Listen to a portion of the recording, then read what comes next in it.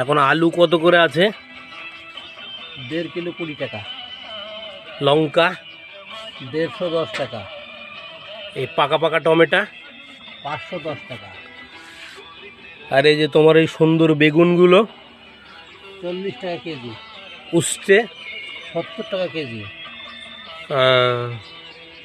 পেঁয়াজ কত আছে এখন? নতুন 30, পুরনো 60। আর এই সজনে ডাঁটা ওই 100 টাকার থেকে 150 টাকা অবধি। আর তোমার এই বাঁধাকপি ও এখন আর কেউ খায় না, 2, 3, 4, 5 যে যা দেয়। গাজর 30 টাকা কেজি। আর এই ছোট আলুগুলো কত? 10 টাকা কিলো। হ্যাঁ। বাহ, দাম তো সব কমই আছে এখন বন্ধুরা, সবজির দাম এখন অনেক কম।